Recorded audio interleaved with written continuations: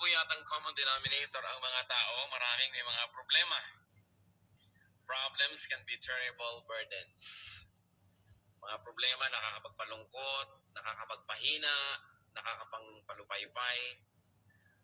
Problems can dash hope, challenge the faith. But problems can also become blessings. Sabi po sa Romans 8:28, everything that happens is a blessing to those who love God and are called according to His purpose. At yan po ang ating pag-aaral ngayon, when problems can become blessings. Kailan ba talaga pwedeng ang mga suliranin natin, mga pabigat at problema ay maging mga pagpapala? Heavenly Father, we thank you for this gathering. We thank you, Lord, that you have given us the freedom to worship you today as King, as God, as Lord of our lives. Patuloy niyo po kaming linisin, Panginoon. Cover us with the blood of Jesus. Make us clean because of the work of Jesus on the cross. Lord, we cover ourselves with the blood of your Son, Jesus, and ask you, bless us, please. Sa amin pong pagtitipon-tipon, kayo pong matanghal, kayong mataas, kayong pumagitna, kayo po ang maging tunay na tagapagsalita. Gamitin niyo lang po ang inyong lingkod na tungtungan na inyong paa. Daluyan na inyong mga salita. Subalit lahat ay magmula po sa inyo. And may your words be our healing, our anointing, our empowerment.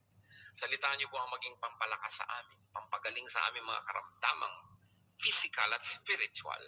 At ayun niyo pong mga salita, Panginoon, maging liwanag ng aming buhay, maging goal ng aming buhay. At nawa, enable us, Lord, to understand you. In our midst today, O Father, look into our hearts and may you purify our motives. Kayo nakakapatid ng aming mga iniisip at mga binabalak. We frustrate, we destroy all plans and work of evil men and evil spirits against this assembly. We bring every thought captive to you in the name of your Son, Jesus. So, Father, sit on your throne of power.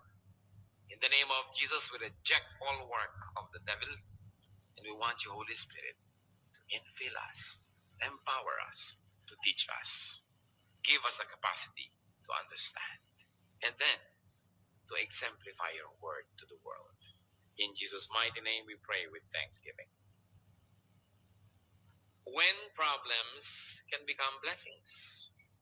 Kaya po siguro matapos ang ating pag-aaral na ito, yung mas marami mga problema, mas blessed uuwi.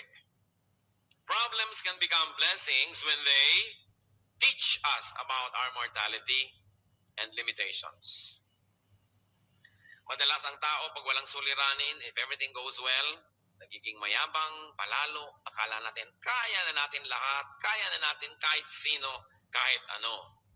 Pero pag nagkakaroon mga suliranin, muli nakikita natin yung mga bakod na hangganan ng ating magagawa. Hangganan ng ating kakayanin sa buhay. Naaalala nating tayo ay tao. Tayo ay hindi Diyos. At hindi pwedeng maging Diyos-Diyosan. Psalm 22 verses 19 to 21. But you, O Lord, be not far off. O my strength, come quickly to help me. Deliver my life from the sword, my precious life from the power of the dogs. Rescue me from the mouth of the lions. Save me from the horn of the wild oxen. So ano po ang tawag nitong umaawit na ito ng psalm sa Panginoon? Oh, my strength. You are my strength. Pero maaaring malimutan ng tao pagka siya ay masyadong matiwasay, masyadong mariwasa, masyadong matagumpay, matahimik, mapayapat, masaya, malimutan niya kung sino ang Diyos.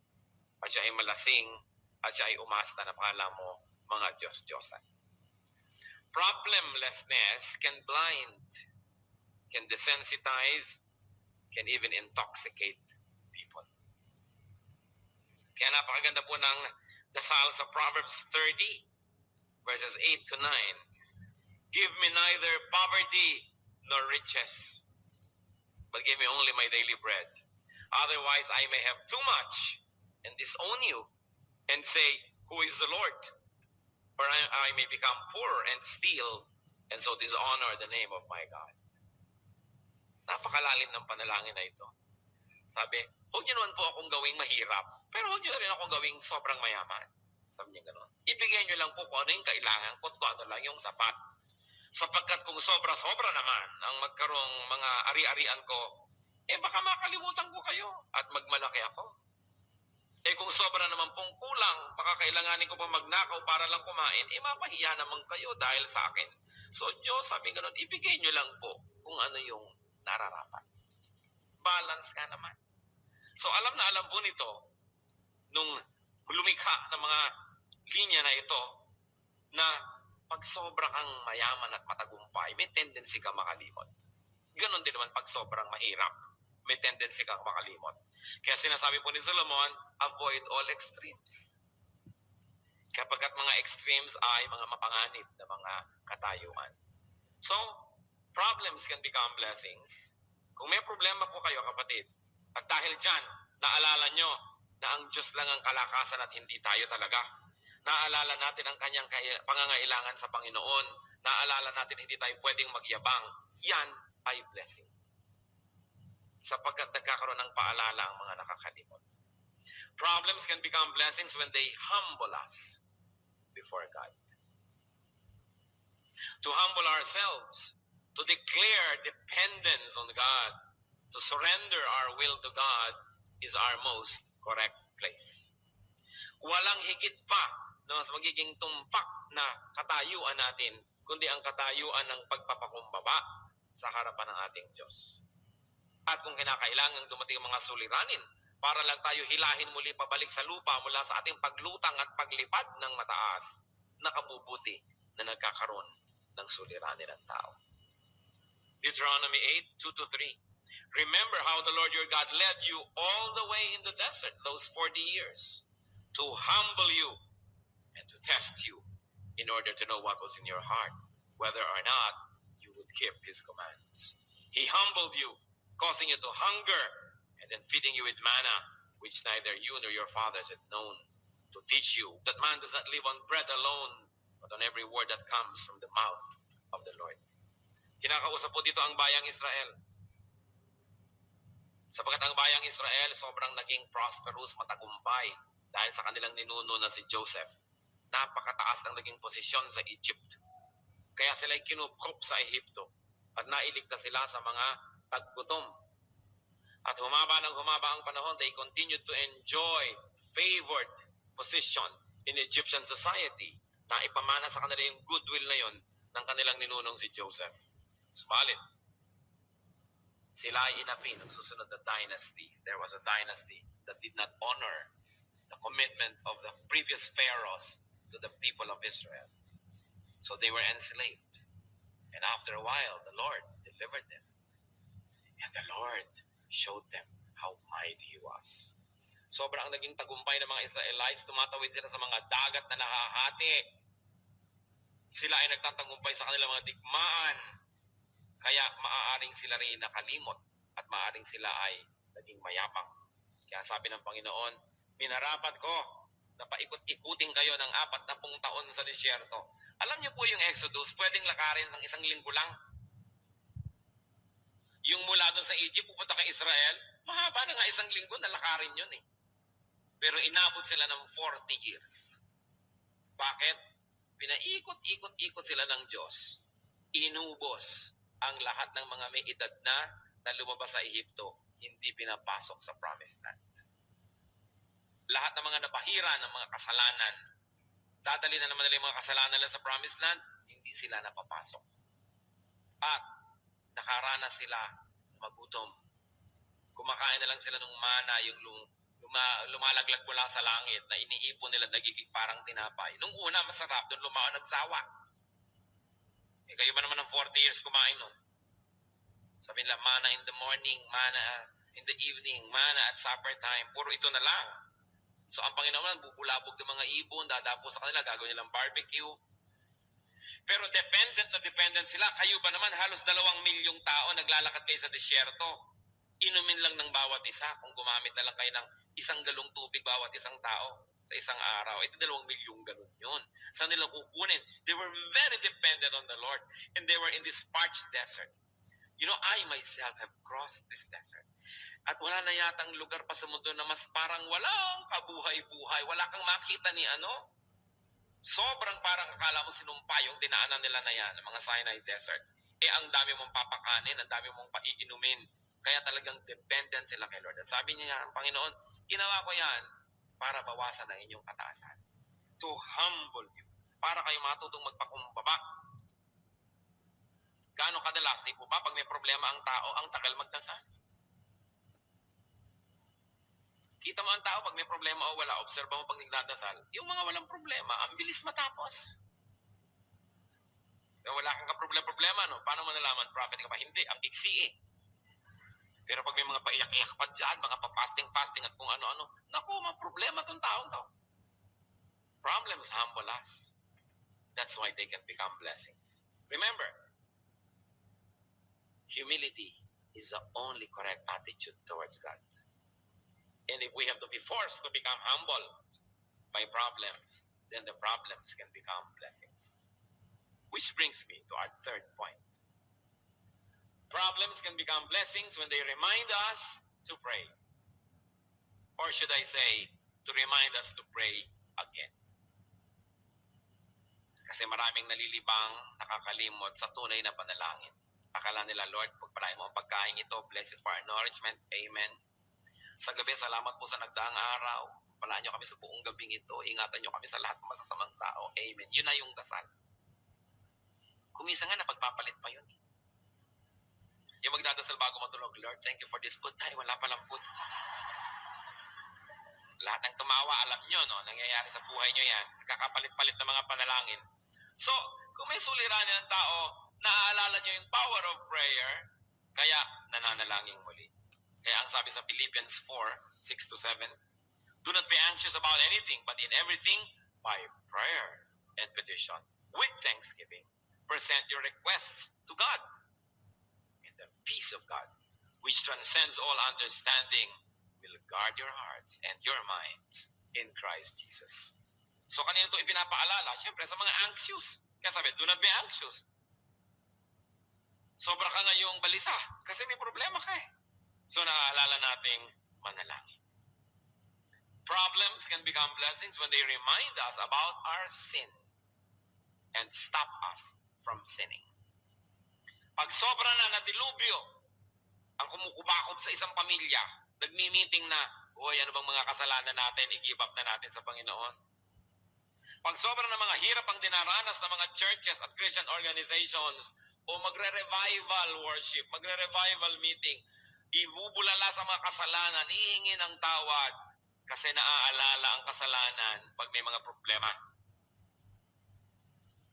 At ang isa sa mga pinakamapanganib na kalagayan, yung may mga kasalanan, tapos parang walang problema. Yan, mapanganib yan. Kung alam nyo na may kasalanan kayo, nabubuhay kayo sa kasalanan, tapos everything is okay, meron kayong pera, meron kayong health, meron kayong wealth, and meron kayong respectability and prestige, aba, mag-ingat-ingat kayo. Sinasabi din sa Bible, they are fattened for a day of slaughter. Yung mga akala natin ay walang problema. Kaya ang mabuti pa, kung meron talagang kasalanan, tapos all is well, maayos ang buhay, malusog ang katawan, tahimik ang pamilya, merong kinakain, may kasaganaan, aba, pagsisihan na yung kasalanan. Huwag nyo nang antayin at tanggalin lahat yan, ligligin kayo, kalug-kalugin, at pagkatapos para lang tayo, suko na Lord, suko na. Pinakamabuting isuko na agad. Kaya siguro ganyan ang ginawa ng gobyerno noong panahon ng Hapon. Sapagkat walang ilaban ang ating government forces ng Amerika dito sa mga Hapon. Noong Second World War, dahil naturog na yung kanilang fleet doon sa Hawaii, anong ginawa? Sapagkat nabomba ang lahat ng ating mga eroplano sa Clark Field, wala na ni isang lilipad pa, wala nang ilalaban, ano pong ginawa nila? Ginawa ang Manilang open city. Sa inyo na mga Hapon, wala nang laban-laban pa, suko na, kaysa magkagiba-giba ang Maynila. Kaya na-preserve ang city. Ang gumiba naman siyempre yung mga Amerikano nung tinatawag na liberation. Kinarpet bomb ang Manila, kaya nagiba pa rin. Pero ang point, isinuko na lang agad. Kasi ang nangyari, hindi naman isinuko ng mga Hapon nung when the Americans were coming back. No? So nagkaroon ng labanan. Gusto niyo bang wag na magkagutay-gutay? Wag na magkagiba-giba, magkasira-sira? Sumuko sa Diyos. Kasi kung lalaban ka lang, tatagalan mo lang, may inilalaban ka pa kasi, may lakas ka pa kasi, may maipagmamalaki ka pa. Pero pag paubusan ng paubos yun, ang ending din nun, susuko ka rin sa Diyos eh. Sumuko na habang maaga para maiwasan na ang sobrang mga hapdi at sakit sa buhay. Problems can become blessings when they bring us back to God. Bihira naman yung taong sa kariwasaan, sa kasaganaan, sa kasiyahan, doon naghanap sa Diyos. Meron nun, pero bihira.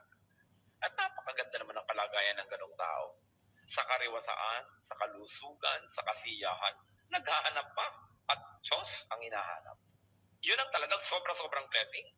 Best of both worlds. Pero 99.9% ng mga taong nakakatagpo sa Diyos, yung mga nagkaroon ng malubhang sakit, yung mga sobrang naghirap, sobrang nagkalugmok-lugmok sa buhay, napahiya, o kaya natakot, o kaya yung katawan niya tinira ng masasamang espiritu. So sa takot na lang niyang manatili, yun ay talagang dali-daling tinanggap si Kristong Panginoon at tagapagligtas. So karamihan ng mga tao, nakikilala nila ang Panginoon dahil may suliranin sila. Dahil sa kanilang kahinaan. At yung mga Kristiyano naman na naliligaw at lagi pang nagbabackside, napapabalik sa Diyos dahil nabubugbog ng kutakot-takot ng problema. In that case, such problems can become blessings. When they bring us back to God, to godliness, to our godly vocation, and to our ministries. Napakasarap po mga kapatid, na sa oras ng kasaganaan, kasarapan, kaginhawaan, kalakasan, kasaling-kasali ang Diyos sa ating buhay. Siya ang hinahanap natin, inuuna pa natin. At alam niyo, may mga kilala po akong ganyan. Mga tao na by the standards of the world, they have everything. Pero lagi pa rin at lagi na Diyos ang hinahanap. Kaya hindi naman lalo mapatid-patid ang mga pagpapalang dumarating sa kanilang buhay. Hindi naman sila siyempre exempted sa mga dumarating din mga pagsubok at mga hirap. Pero overwhelmingly bigger than their problems, yung blessing. At kitang-kita nila yon. It is important. The problems can bring us back to God from our selfish pursuits.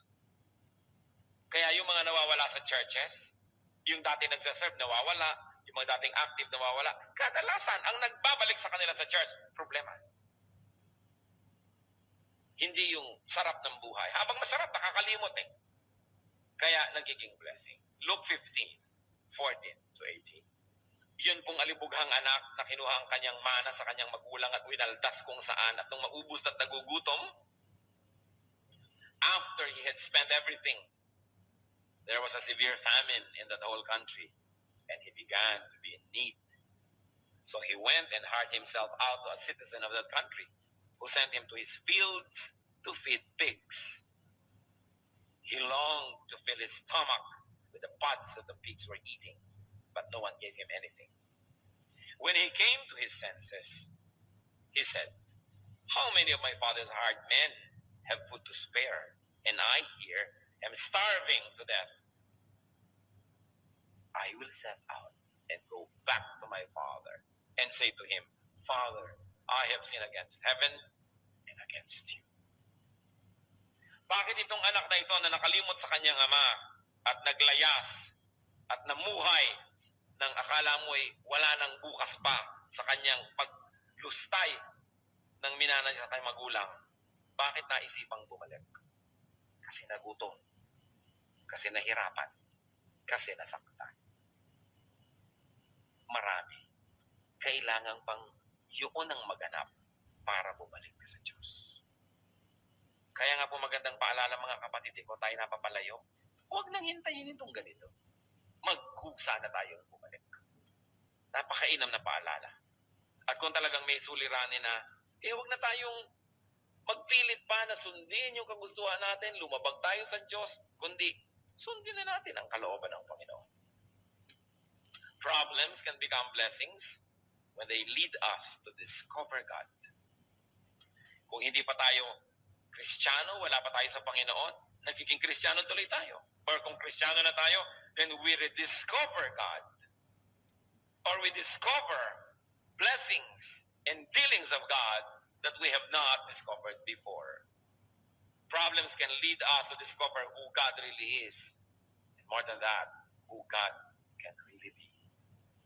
Sa 2 Corinthians 7, 9 to 10. Yet now I am happy, not because you were made sorry, but because your sorrow led you to repentance. For you became sorrowful as God intended, and so were not harmed in any way by us. Godly sorrow brings repentance that leads to salvation and leaves no regret. But worldly sorrow brings death. So godly sorrow is important. Nalulungkot ka dahil nakakalabag ka sa kagustuhan ng Diyos. Nalulungkot ka dahil nalalayo ka sa Diyos. That is godly sorrow. Sabi yun, good. It's good to be sorrowful because that will lead to repentance. Eh kung lagi ka lang happy, lagi kang lasing, lagi kang tawa ng tawa, baka walang lugar ang Panginoon. So, problems can become blessings when they make us sorrowful to the point that we look up only to God for deliverance. Dahil ang tatawag sa Diyos ay hindi niya kailanman tatanggihan. Kaya mahalagang matutong tumawag sa Diyos. Problems can become blessings when they reveal to us hidden or undiscovered God-given grace. Kumisan sa mga problema, doon natin nakikilala ang Panginoon at lumalabas yung mga lakas na ibinigay pala sa atin niya.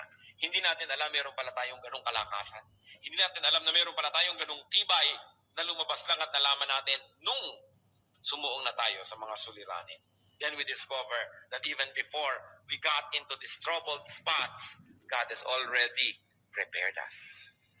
And you discover that God has made provisions for us along the way, long before we stumbled into such needs. Kaya ang sabi sa 2 Corinthians 12:9, but He said to me, my grace is sufficient for you, for my power is made perfect in weakness. Therefore, I will boast all the more gladly about my weaknesses, so that Christ's power may rest on me. Yung mga kahinaan natin, nadidiscover natin, why did we survive? Why do we go through this and that? Dahil lang sa Panginoon. So siya talaga ang nagpupuno ng ating mga kulang. Therefore, nadidiscover natin ang grasya ng Diyos. Na kung hindi pa tayo nag-ipit, hindi natin malalaman, may ganun pala. Problems can remind us to claim God's promises. Alam niyo mga promises ng Diyos, napakamahalaga, lalong sa mga namang problema. Ay, may salita pa lang ganyan ng Diyos, i-claim ko. Salamat na lang, may pangako pala siyang ganon. Psalm 119, verses 147 to 148. I rise before dawn and cry for help. I have put my hope in your word. My eyes stay open through the watches of the night, that I may meditate on your promises. So kailangan alam na natin yung promises ng Lord bago dumating yung mga problema sa uluin, pag-aralan, para pag dumarating, nakiklaim natin agad at tayo na i-strengthen. Ang mga taong nanghihina ay dahil lang nadadaya. Sapagkat ang mga anak ng Diyos ay hindi dapat manghina kung di natin malilimutan kung sino ang Diyos. At hindi tayo matidisconnect sa Kanya. But the moment you forget who God is, you become weak. The moment you get disconnected, no matter at varying degrees of disconnection, you become weak. So pag may tao nagsasabing, alam nyo, napaka-weak ko, isa pang problema, hindi ko na kaya, wag muna, ayoko makinig, ayoko, hindi ko na kaya, you have become weak. You've got to look into yourselves. There must be some disconnection because God is power. So ayaw mong umilaw, siguro hindi nakasaksak doon sa plug. Kailangan isaksak. Eh bakit nakasaksak na ayaw pa umilaw? Pundido. Kaya kailangan ayus-ayusin ang buhay para umiilaw pag isinasaksak sa kuryente. Ang Lord yung source ng power na yon. Hindi bagay sa mga anak ng Diyos na maging mahina sapagkat ang Diyos ay malakas. So may itong Diyos ko, siya ang aking tagapagligtas, tapos ang itsura mo. Bakit ka ganyan? Lupay-pay. Ganyan ba itsura ng Diyos? Hindi. Eh, ba't ganyan ka? Surely, there is something that went wrong along the way. At ano yon? More often than not, it is sin. May kasalanan. Kaya nanghihina.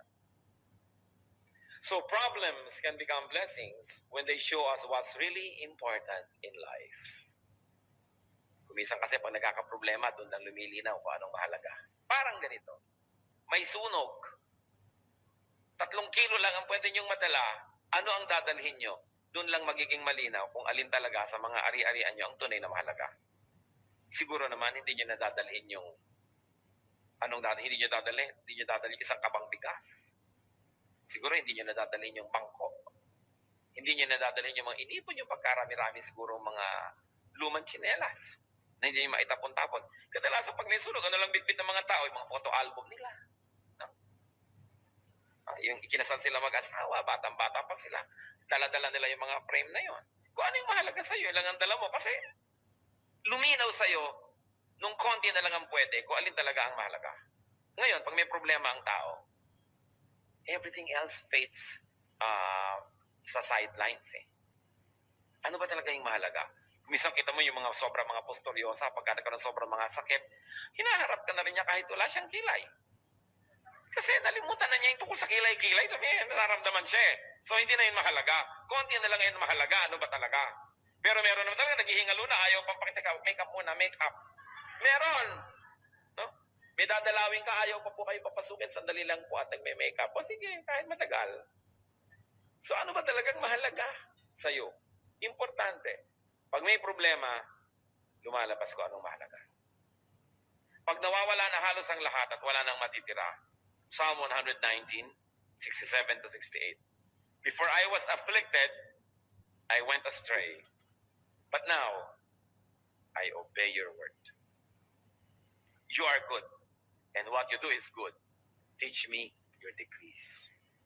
Sabi niya, bago ako nagka-problema, ligaw na ligaw ako. Pero ngayon nagka-problema na ako, alam ko na kung ano importante. I obey your word.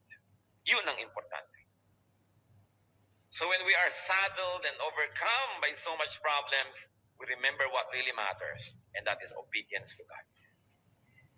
So sumusunod tayo ngayon. Nagiging blessing. And problems can become blessings when they reconnect us to people.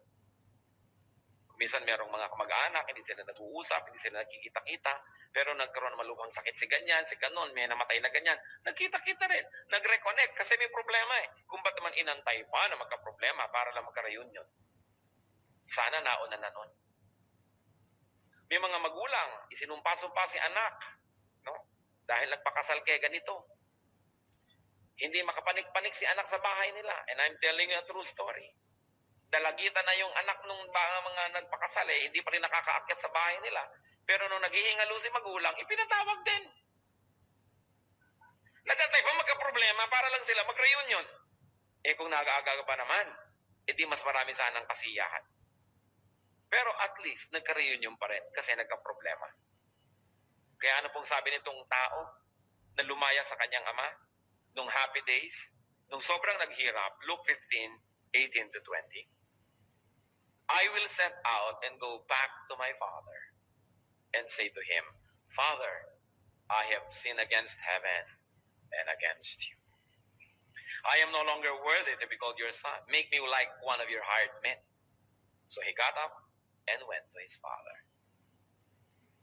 Kung hindi naubos ang pera, kung hindi naghirap, di maaalala na may kasalanan. Nakabuti kung gayon na siya ay naghirap. Nakabuti kung gayon sapagkat yung hirap niya panandalian lamang.